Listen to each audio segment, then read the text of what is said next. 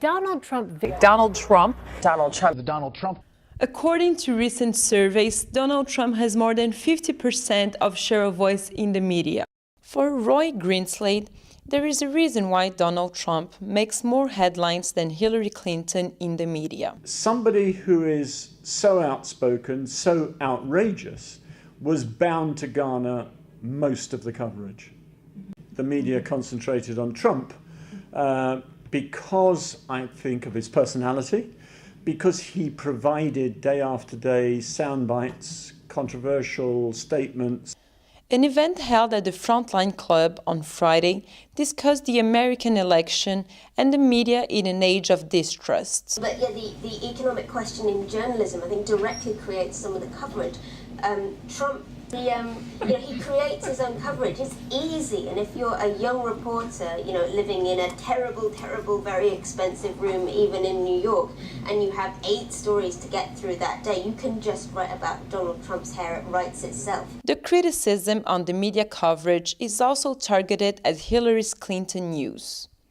A study held by Andrew Tyndall showed that main American TV stations focus more on her email scandal rather than her policy. So I think one of the biggest flaw in U.S. media coverage of this election was a lack of real substance. So you're hearing about emails, you're hearing about scandals, you're hearing about Trump's vulgar remarks, you're hearing about a lot of things like that, very surface level things. You're not really hearing about the policies that either candidate would implement or try to implement while in office. According to a Tyndall report, policy was left aside on the press coverage. Since the beginning of the year, main TV stations dedicated only 32 minutes of their broadcast programs to policy.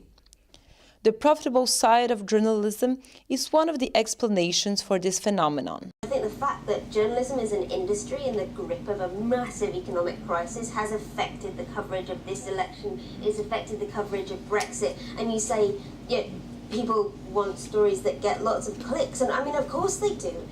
A lot of because the industry is collapsing, ad revenue is collapsing. It's becoming harder and harder to push out their stories that matter. As a media company, a for-profit media company, you cannot afford to lose the eyeballs, the clicks, the viewers. You simply can't, because if you lose those, you are going to lose in a business sense. But could the media be held responsible for its coverage of the U.S. election?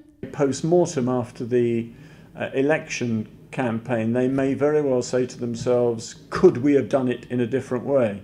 My own view is they probably couldn't, and if it was to happen again, not that there could be 2 Donald Trumps, but if it was to happen again, I think the same thing would happen again. Gabriela Bocasio for City Global News.